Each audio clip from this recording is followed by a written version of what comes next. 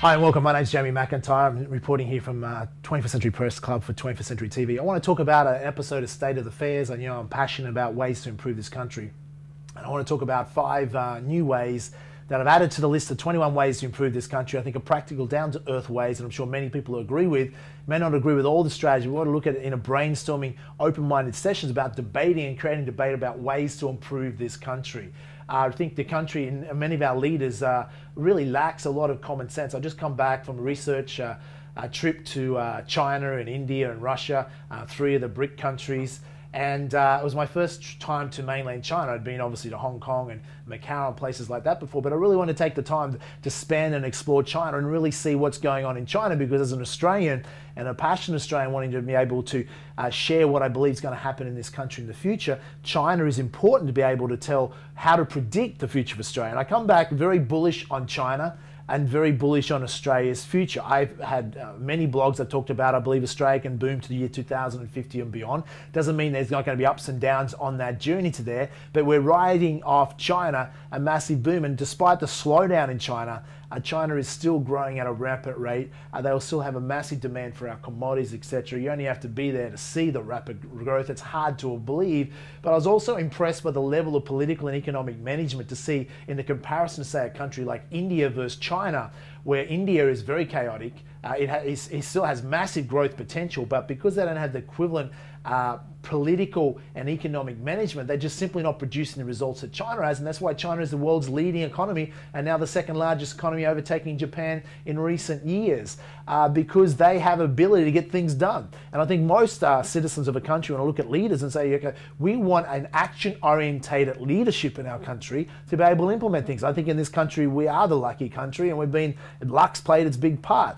I think China's the country that we should acknowledge for basically getting through the credit crisis. I know our Treasurer Wayne Swan would like to take the credit, but I just don't think that credit's due.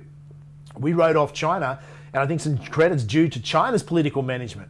And whether we like their political system or not, it's their good political management that has helped Australia boom and ride through the credit crisis and still looking at a massive mining boom for the future. So I think credit's due where it's certainly due. So what I want to talk about is 5 more ways that I add to the 21 ways to improve Australia.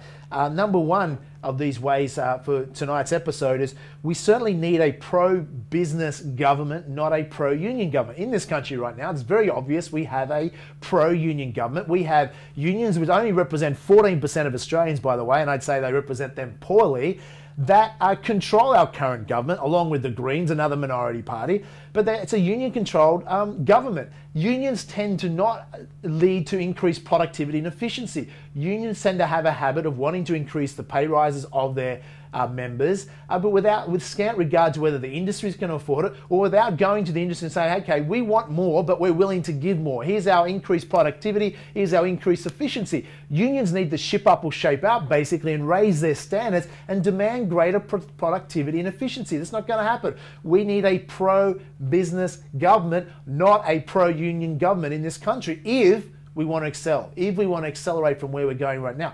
If we just want to perform below our full potential, rely on luck to get us by, and continue to waste our resources and waste money, then by all means stay with a union-dominated government. But I think I'm not the only one. I think I'm with the majority of Australians right now that are a little bit fed up with a union-controlled government, and even unions dictating who our Prime Minister is.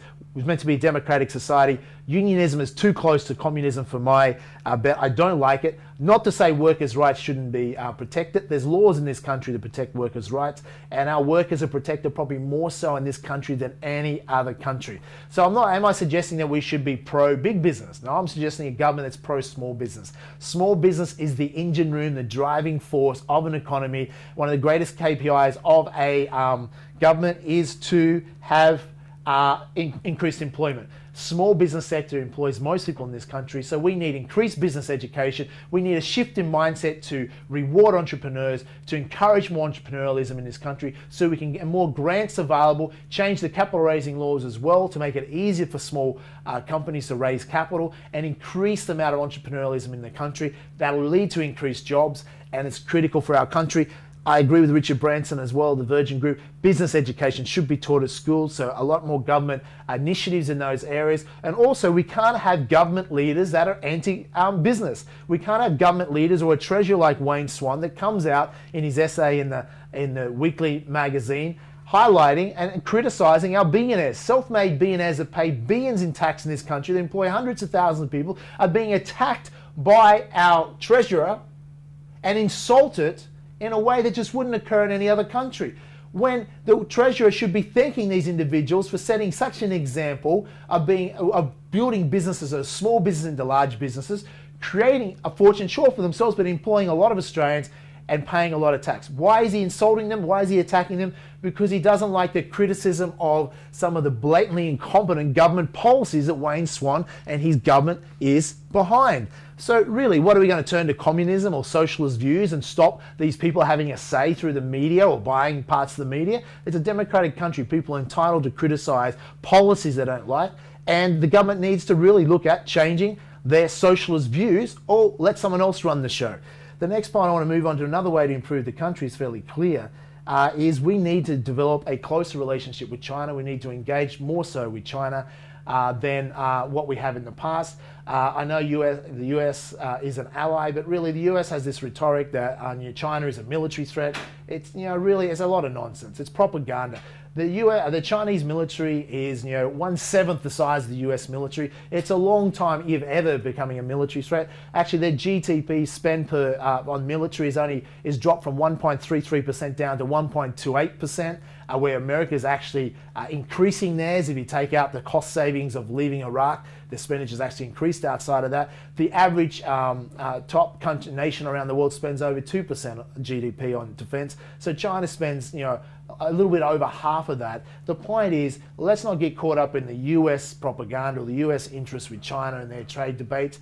We need to develop a stronger relationship. We need to look after our own self-interest. Sure, we need to maintain a strong relationship with the US, but we really need to engage in China a lot more, not just for selling commodities and iron ore, etc. We need to consider adding more value and really looking at other ways that we can benefit from the rise of the Chinese middle class, which is coming through, and there's a lot of opportunities there where we can really grow our economy more than just from commodities, which will lead me to another point, which I'll come back to shortly. Number 3 thing I want to talk about is the Big Australia debate. I don't really understand what the debate is. Should we have a big Australia? Should we not? I don't think we have a choice. We're going to have a bigger Australia whether you like it or not. I think the people that want a small Australia policy, let's think about it. Go back 30 years. And if the people who want a small Australia policy won the day, and we had a smaller Australia than we have today, that would have cost jobs, that would have cost quality of life, that would have cost the wealth of the nation, and we would be held back greatly. I'm all for improving the environment, looking after the environment, all for sustainable growth. We all agree with that. But don't get confused that population growth somehow has to be an unfriendly way to the environment. It doesn't have to be. Don't think a larger population means it's not sustainable. Increased larger populations, if done correctly, can actually lead to greater sustainability and greater improvement for looking after the environment. Why? Pure economies of scale. With larger population, you can afford greater infrastructure, you can afford better spend, you can afford more expensive water plants, etc. You have the infrastructure or the money from a larger population to fund those things. It can be far more sustainable than a small population. Those who want a small population really come clean on what that will cost us. Sure, if you want a small Australia policy, you can have it, but tell the people, tell Australians, what will that cost? It will cost jobs, it will cost quality of life, it'll cost output, it'll cost the opportunity to maximize the boom that we have from writing off China and India, and that's going to be costly. My recommendation, we should grow as big as we can, sustainably as we can, to at least 2050, maximize the boom, set ourselves up for our future generations, then review our population. You'll notice any government population estimates are always revised upwards, and they're not really coming clean and saying, hey, we're going to have a big population, whether you like it or not, because it's politically unpopular. But let's share some vision and say, hey, this is what we're going to be doing, this is where the country's heading, this is what's possible, this is the pros of that, this is the cons of that, and let's have an outward debate about that. Number 4, I want to suggest Australia should really change its mindset and see itself as a continent. We're not just a country. Sure, we're a country, but we're also an island continent. And we should benchmark ourselves against other continents. We just shouldn't see ourselves as a country. That's great. But we should be saying, how do we perform in comparison to other continents? Whether it's South America, Africa, Europe, North America, etc. How do we perform against that? We are in a continent with a very small population loaded with natural resources, the size almost of North America, or at least the United States of America, but with 1/14 of the population. We really need to play on a higher level. We do certainly outperform for our size of our population, but let's change our mindset. Let's see ourselves as a continent and play the game at that higher level. Make sense? Number 5, change our workplace culture. You've got to really look at this, is that the amount of sick days that are abused in this country. I know it's very Australian to take a sick day, but really Australian workers and the unions really need to take note of this, is that we work in a global marketplace. You now have to compete against people around the world and a lot cheaper labor and a lot more hard-working labor around the world. So unions, are tolerating or encouraging sick days. You see the CEO of Toyota come out and said, like, he just can't believe that, the abuse of sick days and then using your colleagues to go and work on the days you're sick and get penalty pay, etc. That doesn't happen in Toyota's Asian plants. It only happens in Australia. It has to stop. Australians will lose their jobs if they don't increase their productivity, increase their efficiency. If there's laziness or abuse of the sick days, it's just not healthy for a country. It's a socialist type view. It's a welfare type mentality. No one owes anyone a living. We need to get off our butts and work harder, be more efficient, be more productive, and put the effort in. Work hard. Absenteeism, sick days, cost between 7 billion and 18 billion every year in productivity losses. It's got to end. Number 6, which I was referring to before, Australia needs to move to high-end manufacturing. Let's not just export all our natural gas and our commodities. Let's keep a share of that for our domestic market, and let's add add to our products and export our high-end manufacturing. Look at Germany as an economy. It's been incredibly successful high-end manufacturing. Australia has the skill set, and we have to move to that. Otherwise, manufacturing will decline and is declining and will die in this country. And we can't allow that to happen. We need to get smarter and move to that. We're perfectly positioned for that. That's going to require government initiatives, but it has to happen.